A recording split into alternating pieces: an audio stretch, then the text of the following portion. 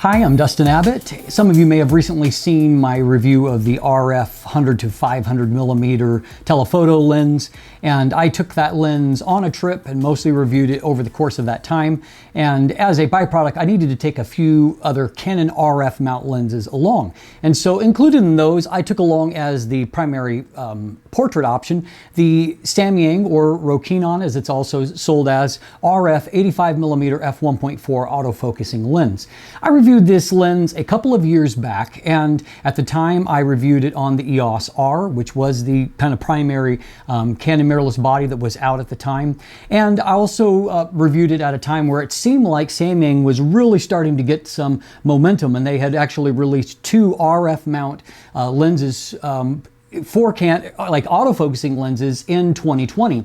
And so it seemed like this was a direction that they were going. I was really excited about that. Things have changed on the ground since that point. And while this lens is still available, it's been kind of questionable as to whether or not how much, RF mount is a part of Samyang's plans. After this lens, we have seen no more RF mount lenses come from Samyang, even though they have released a number of lenses on other mounts like Sony FE, for example. And so there's been some question as to what they're actually going to do in that regard. And so I wanted to give you an update in 2022 as to the status of this particular lens, if it still works, all of those things, but also to really look at it as a portrait option. Right now, there are a limited number of 85mm options available from Canon. And if you're looking for autofocus lenses, they largely fall into the native Canon 2 options, which the most competitive of this would be the very expensive RF 85mm F1.2L. An amazing lens that I reviewed and gave a very high review to, but it's also incredibly expensive. Even at its most basic form, you're going to pay about $2,800, and there is another kind of more smoothing version, a DS version that gives you a little bit better bokeh that is going to run you closer to $3,000. So obviously a very big price hurdle for most people. There's also an 85mm f2 that is a 1:2 macro lens that I reviewed, and I didn't review quite as highly. I really did love the optics from it, but I didn't like the autofocus performance at all. And so I was a little bit skeptical of it, largely because this lens existed for the same price, basically. And so it's about $2,000 less than an RF lens and roughly the same price as the 85mm f2 lens.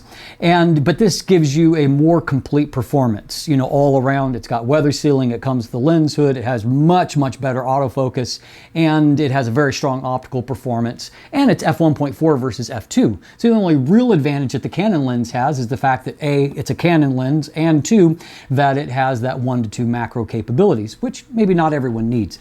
So does this remain a viable option if you're looking for a portrait lens in 2022 for your new Canon camera? That's what we're going to dive in today and take a look at.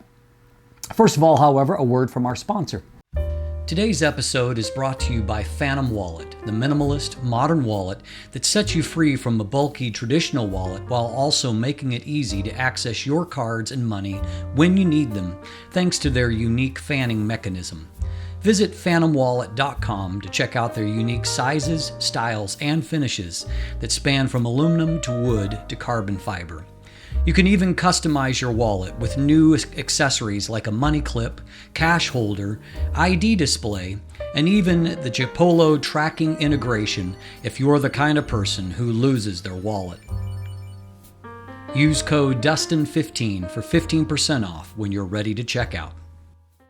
So first, let's address compatibility type issues. I will say that first of all, as Canon has released subsequent bodies, and as noted, I did the review first on the EOS R, so no problems on the EOS R and the RP bodies. Then when we saw the R6 and the R5, and I am looking at it today on the EOS R5, and then subsequently the EOS R3.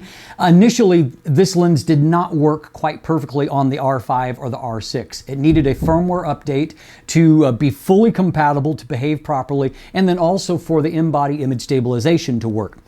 Now, here's the catch. To get that firmware update, you needed to have what Samyang calls their lens station, which is a separate item, costs you about 50 or 60 bucks, and you need that to put the lens on to do the firmware updates through.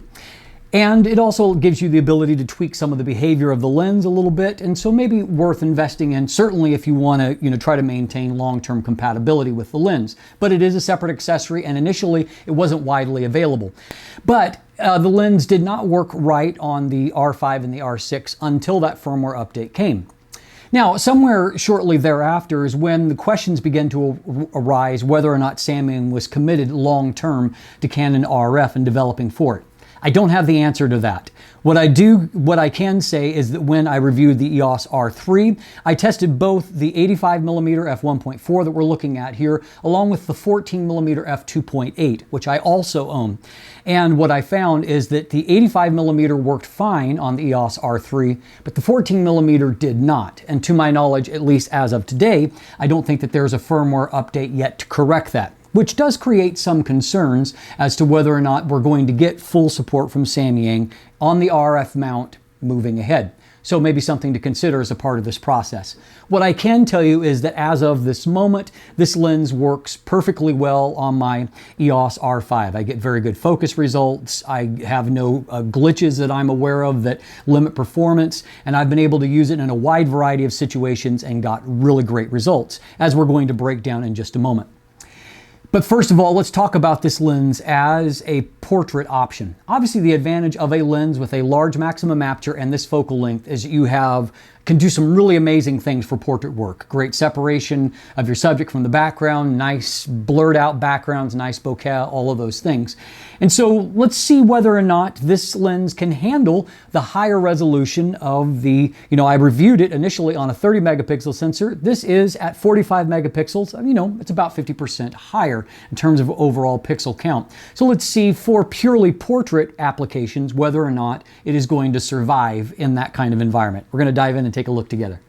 So I've already done a thorough optical review of this lens in the past. So today we're just really focusing on its performance strictly for portrait work.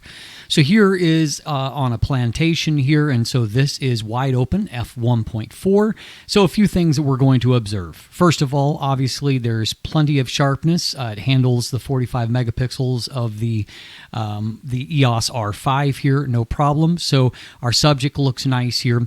Let's look at some other areas of the image itself. And so first of all, we've got a little bit of a plane of focus here, and so you can see that right off to the edge of the frame, we've got nice sharpness on various subjects that are here. As we transition towards the defocus, you can see a little bit of outlining here, a little bit of some green fringing, but in general, the quality of the blur, even with all of these complex textures, looks pretty good here.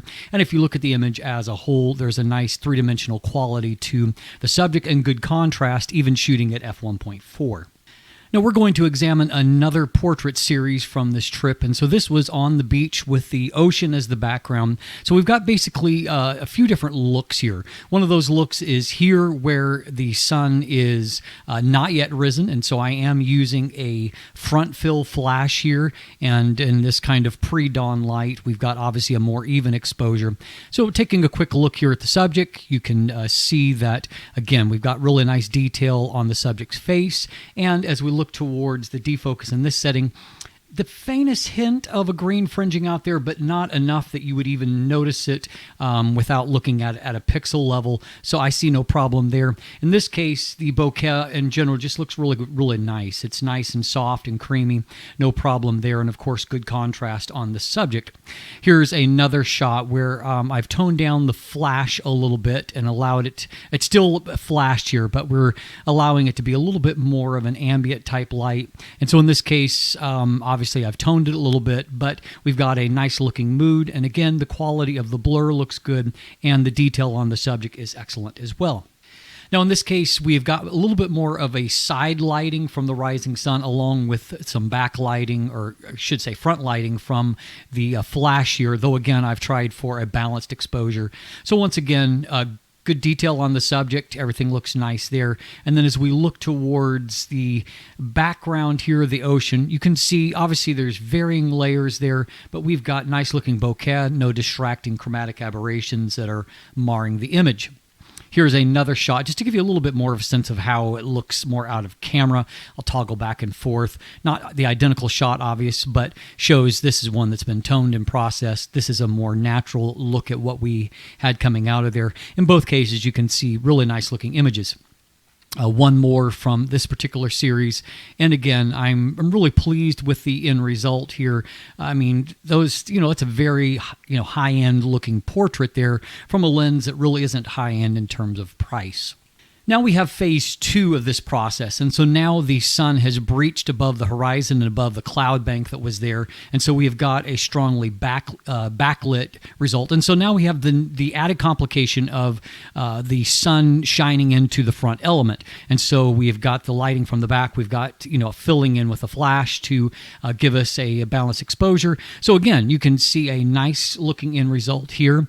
Here we have a little bit more highlights coming from the sun on the surface of the water, but I think that the fringing has been, kept under control there. So again, I would say my only criticism is there's a little bit more outlining than what I would like there, but in general, the image obviously looks really, really nice.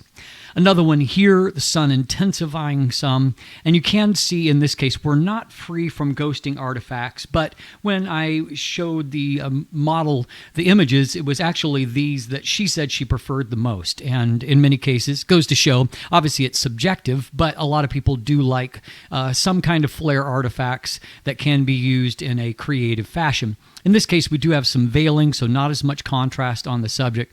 But again, it's a look that we've intentionally gone for here, and I think that the image itself looks great if you're shooting for that style. Another similar type image here, although in this case we have gone for a little bit more lighting on the hair. Now, this is an example that I wanted to give where probably because of the lighting situation and maybe the angle of the face, it's the only image that I saw in this series where focus was actually not nailed. And so IAF missed a little bit, and you can see we've got a little bit of a back focus that is happening here. So, but, fortunately, it's not severe enough to where the image itself is impaired, and looked at it at this level, it just, the image just looks good.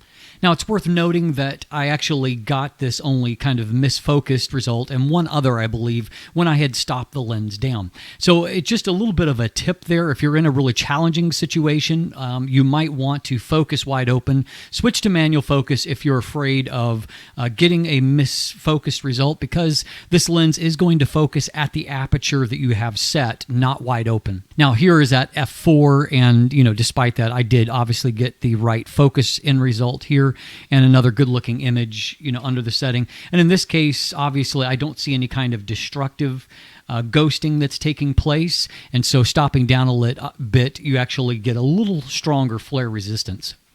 So here's kind of a third phase of this. The sun is up, but we're using it more for a side light here. And so in this case, you're able to get a little bit more subject isolation, and I've gone down low to get that. And so like we saw in our opening portrait, you get stronger contrast, and that stronger contrast does allow for a little bit more of a three-dimensional cutout type effect from the background itself. So let's look at two other portraits from this set here. And this is different kind of lighting here, so I am using some strobe here, but obviously it's basically flat lighting other than that. But I really did love the drama and the color of these particular images. I'll show you a couple of them. Both of them shot at f1.8. So there is a medium distance, and then here I step back a little bit further. I wanted to get all the way up with the flag in the photo, and so we can see that once again, nice detail on our subject and a really great looking kind of color and overall drama to the image itself. Now here's a different kind of a portrait, more of just an environmental, call it a casual type portrait. I happened to just look over, my daughter was on her phone, and the light was coming into the room, right about sunrise.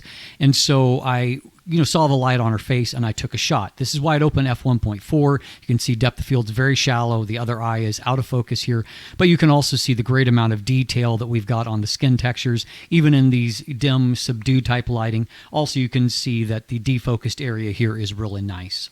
Finally, for the fun of it, just to give you a real-world look at the kind of sharpness of this lens, stop down a little bit. So again, this is 45 megapixels, but I'm really impressed by the fact that as you look across this beach scene from above, you can see that as you pan throughout the image, the detail is just really fantastic everywhere you look in the frame. A really strong performance, obviously. Here's another shot with, where I've used more negative space intentionally, but you can see once again that if you zoom into the subject here, it's just really great detail. So this is a lens obviously that has some versatility for doing more than just portraiture, but I did want to demonstrate how it works as a portrait lens primarily. So I would say, as far as things stand at the moment, if you're someone that owns one of these current Canon cameras, who knows what the future holds, but at the moment, this Samyang or Rokinon 85mm F1.4 does continue to be a really strong value as a portrait option on the Canon RF platform. I did review this year a Viltrox 85mm F1.8 lens that now comes in a Canon RF mount. It's not as sophisticated as this lens, however, in terms of its overall performance, and also the fact that this has a little bit higher grade of build, I would say, has weather sealing. It's just at a little bit higher level, and at a price point of $679, which is the price point US as of today. It's a really strong value when you consider you're saving a full $2,000 or more relative to the Canon RF f1.2 option. So right now, not knowing what the future holds, but right now, this remains to me a very intriguing portrait option for the 85mm focal length on the Canon RF mount. And of course, if you shoot Sony FE, it remains an intriguing option there as well, and at an even lower price point and a greater value because it's been on the market longer for Sony. And so I hope that this helps you out and that you've enjoyed looking at the portraits I was able to take on my trip with this lens. If you want more information, look in the description down below. There'll be linkage there to my original reviews of the lens, buying links there, links to image gallery if you want to check out more photos. There's also linkage there to follow myself or Craig on social media, to check out our new channel, Letthelightin TV. You can buy channel merchandise, become a patron, and of course, if you haven't already, please click that subscribe button right here on YouTube. Thanks for watching, have a great day, and let the light in.